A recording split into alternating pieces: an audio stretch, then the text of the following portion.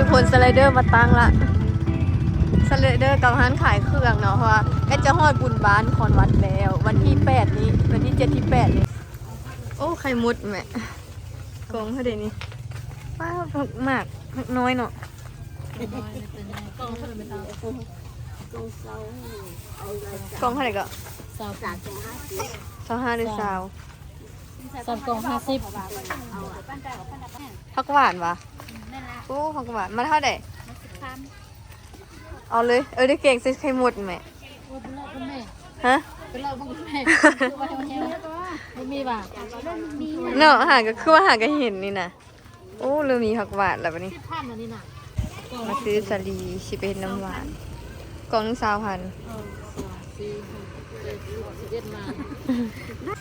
เห็ดบดทุกคนอย่างนี้ฝนตกเลยเนาะฝนมันตกละอันของปลาออกแล้วนะปะได้แม่เห็ดบดนี่ก็มี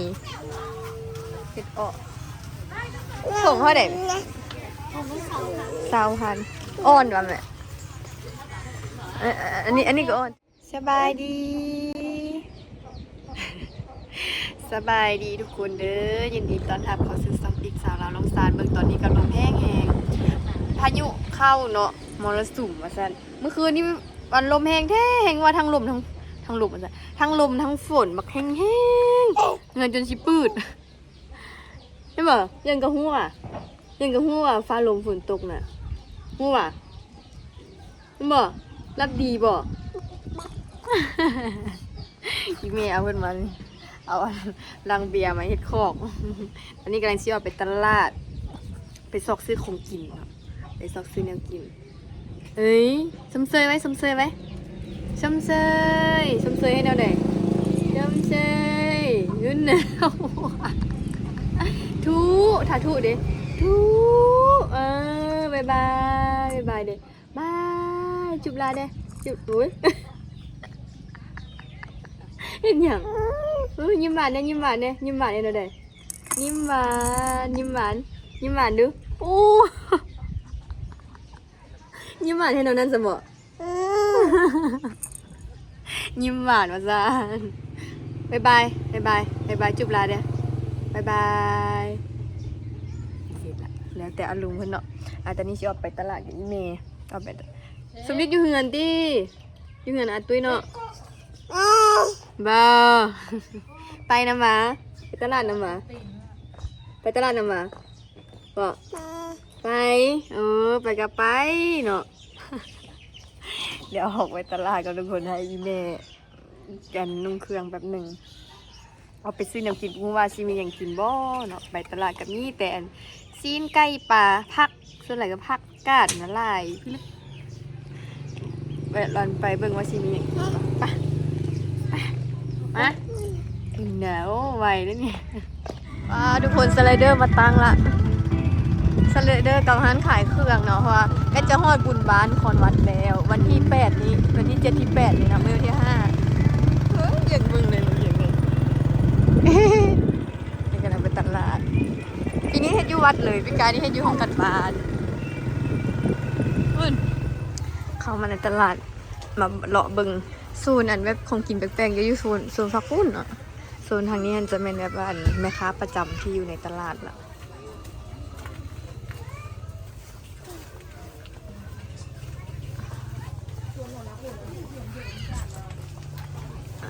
ผักเห็นกระเจ้าเอาลุงเด็ดโน่แล้วโอ้ไข่มุดแม่กองเท่าเดี๋ยวนี้ว้าวผักมากผักน้อยเนาะกองเท่าไหร่ก็25หรือ20กล่อง50เสียงไซโน่เนาะว้าวอันนี้ผักกันโชงหรือแม่ผักหวานที่นี่แม่เป็นวะผักหวานวะโอ้ผักหวานมาเท่าไหร่เอาเลยได้เก่งใส่ไข่มุดแม่ฮะเป็นเราบุญแม่ไม่มีป่ะเนาะหาก็คือว่าหาก็เห็นนี่นะโอ้เริ่มมีผักหวานแล้ววันนี้มัด1 10,000เอาไปแกงใส่ไข่มุดอันนี้ก็เป็นอันนั้นผักอะไรอย่างเกาะผักแนก ผักนอกผักแหนกผักกูดน้ำผักกันจองชีวิตรอบมันก้อนน่ะเลยละก็เอาไข่หมดนี่แกงใส่ไข่หมดนี่แซ่บเยไปรอบมันก่อนมาสัตว์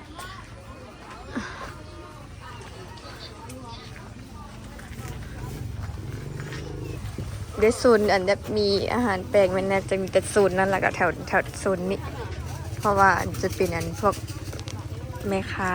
ที่ก็จะไปหามาแล้วก็มาขายนะมานั่งขายถ้าว่าอยู่ในตลาดอะไรมันจะเป็นแม่ค้าประจำที่ก็จะนั่งขายอันนี้เป็นเต้าหู้อันนั้นเต้าหู้คุณมุ้งเก่งกันเสียไหมนี่เขาอันนี้เขาเอิ้นเขาอย่างเกาะภาษามงว่าอะไรภาษามงเขาว่าอะไรฮะเยอะพ่อ คือซีเป็นข้าวเปียงข้าวปาดข้าวเปียงเนาะนี่เขาจะมาทั่วเห็ดอันนี้เป็นเต้าหู้สาลีน้อยไปเห็ดน้ำหวานเนาะโอ้มีหวิงขายอีกเห็ดน้ำหวานสาลีบอกไปถามว่ายังเขาเอาอันนั้นผักหวานปะเว้ยแล้ว2 มัด 1 ไปเอาผักหวานคืนก่อนยังเดี๋ยวจะ2 มัดถึงจะกินยังเหี่ยวแหละเนาะได้ฝากคุณกับอันนั้นฝากบนน้ำฝากคุณแต่วันเดียวหันละ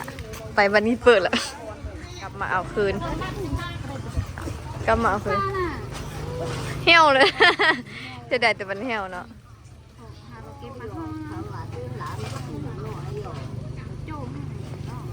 มาวันนึงเอามามือสวยป่ะ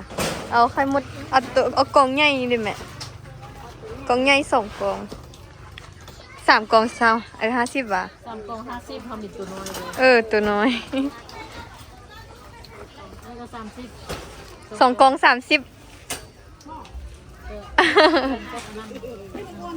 เอาตัวใหญ่ฮั่นซะ30 40พอดีเป็น50กับผักหวาน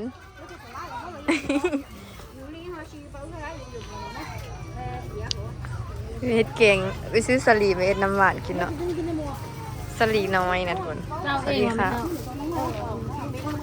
ลูกเพิ่อไปเอาได้เอาซิดๆนี่บูฮูเลย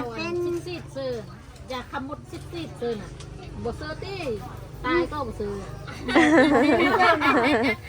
บ่ฮู้ก็ยังบ่ฮู้ยาเลยเจ้าว่านี่น่ะฆ่าคนตายใช่มั้ยใส่แป้งดิแป้งสิงคโปร์อีแม่ย่านก็จะเอายาฆ่าแมลงอะนะยาฆ่ามดนะใส่ค่าของบุบาบาค่าพอดี30,000ไม่ได้พักขีดใช่ไหมอุ้ยยังเอาถุงไอ้นี่เสื้อพักพอดี50กับผักหวานไปตู้ก็เฮสิสิบ่ก็3 กอง50เองพอดีใส่ผักหวาน20,000เป็น50ไปเอาสลีป่ะมาซื้อสลีสิเป็นน้ำหวานกล่องนึง20,000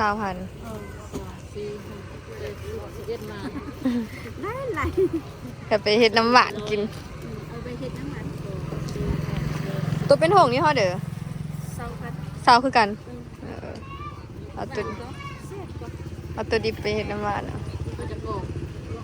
ตัวเดือดซ้ำเดือดจังหัวถึง2 วะกล่อง 1 วะฮะเอา2 กล่อง3 กอง50ก็ได้ป้าหลายคนติบอก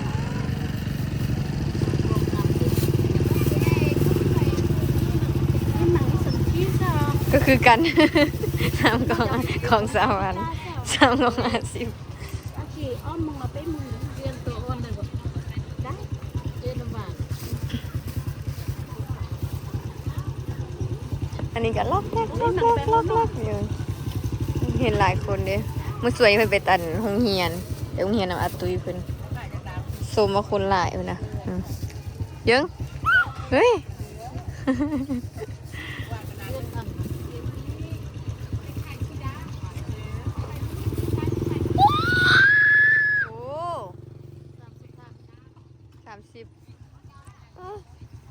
อ่ะหมด อาจจะเส้นเดียวอันนี้เป็นผักกาดเป็นผักเป็นอีหยังผักกาดนี้เป็นหลายสุดหลายเลยแหละผักกาดเนี่ย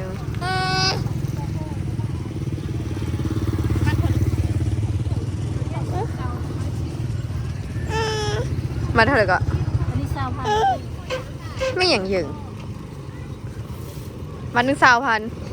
เอาขึ้นแล้วเนาะตอนนั้นมัน5,000มันเริ่มบ่มีแล้ววะ เริ่มบ่มีแล้วมันตอนนั้นมีหลายมัน5,000อู้จนเบื่อกินไปวันนี้เขาไปสอกเบางข้างในอีกต่อ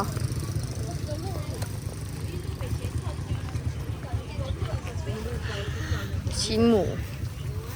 แห้ง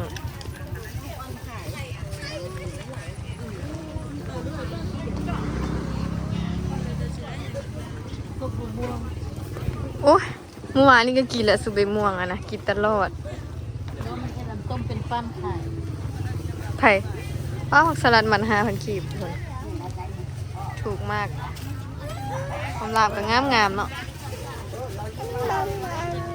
มัมเมื่อนฉันบอกมัมยามักอึกอะว้าวงามเนาะยามักอึกเนาะ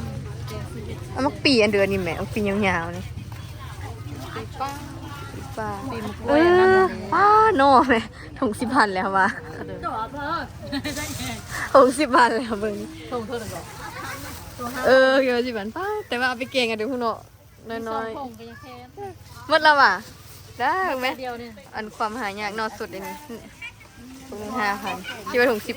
10,000แม่เอาไปมันต้นเป็ดแนบบ่เห็ดแนบหมกใหม่เป็นต้น ไม่5,000 มันเท่าไหร่ 5,000ที่ ป้าเนี่ยมันต้น ต้นเขาแพงกว่าเดิม เนี่ยมันต้นอันนี้มันผักอันเดิมแม่ หวานอ้าวบ้าน ตัวนั้นแซ่บก่อนดีกว่าเนาะ แวะทางหลังเหือนเฮาเด้เห็น อันนี้เป็นผักหวานบ้านทุกคนอันนั้นเขาซื้อเมื่อกี้เป็นผักหวาน เอา อัน แน่ นี้ จะกินมากนั้น ผักเล่น จะกินมากเล่น ว้าวเมื่อกี้บุอึดมันเนาะว้าวสบะแซ่บละวะเลาะมึงไปเด้จะถามมึงหีบ่เห็ดบดทุกคนอย่างนี้ฝนตกอะไรเนาะฝนมันตกละอันของปลาออกแล้วนะปะได้แม่เห็ดบดนี่ก็มีเห็ดออกส่งเท่าไหร่20,000อ่อนว่ะแม่อันนี้ก็อ่อนตัวนี้ อันนี้ขี้กระโดด โอ้ยอีหยังอันนี้น่ะเห็ดอีหยังก็ขอนี่ขอนี่ แล้ว3ขี้แล้ว50 อุ้ย อ้อนแก้ปุ่นกัน ว่าอันนี้มันอีหยังนี่ปลูกอีหยัง ปลูกอยู่ตลาดเลย ดอกไม้แล้วตัวผม แล้วแต่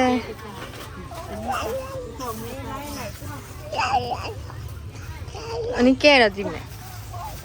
แก้อ้อนปุ่นกัน เอาไปเอ็ดอันนี้อุ้ย แก้แล้วนะ เอาแก้แล้วก็บ่เอ้า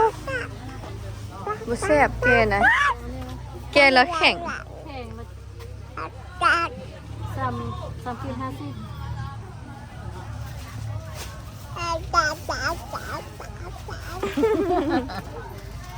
เอานี่มาเราจะขีด 3ขีด50 เอาสักขีดหนึงเท่าไหร่ก็แบบขีดหนึง3,000 3ขีด50 บริสมดิ แล้วตัวอ่อนๆอันนี้มันเห็ดนางรมฝนกัน เท่าเดิมเลยขีดนึงขีดเท่าเดิม เอาให้อีตู้ ตัวนึง มาเอาใบมันตุ้นสิไปเฮ็ดอันมุกมันตุ้นผู้ใดเคยกินเนี่ยทุกคนเฮ็ดคะแนบใบมันตุ้นน่ะแซ่บเลย ตะกี้อยู่เงินหลายอันถมดินแล้วตัดทิ่มหมดแล้วมาซื้อกินอยู่ตลาดเสียไปเฮ็ดแหนบมันตุ้นตามานี่ถ้าเจ้าไปอันหรือว่าเจ้าไปไหววะนี่เอาออกมา6 โมงป่าย อันถงนอเนาะ นี่วันนี้ก็ได้ประมาณนี้ทุกคน ฉันส่งทงไปยังกิน เนาะโมโหกิน ไปหมดเนาะเอาเมื่อเลยเอาอันเดียวอีกวะฮะอันเดียวก็อยากกินกล้วยซากอยู่กันเดี๋ยวเบิ่งดูเดี๋ยวไปบักม่วงแม่ ต้มเรียบร้อยแล้ว เดี๋ยวไปบักม่วง อันนี้ก็กิน อันนี้ส้มติ้วว่ะ แม่นเปียงปลากับ ถงห่อเดือดกินกล้วย10,000แม่นี่ไงนะเอาหง1ดู เอาตัวสู้เอาตัวนั้นตัวเดียว ฮะเอาตัวนึงคานเป็นแล้ว เมื่อยเจ็บ จริงโคตร เจ็บเอาพ่อมันเลย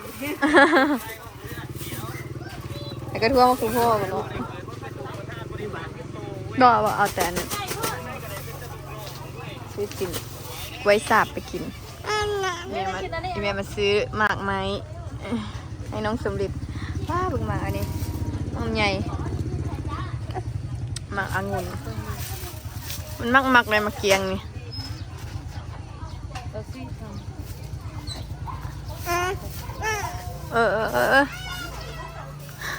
แม่ลำไยโล60ว่ะว้าโล60บุญนะโอ้ย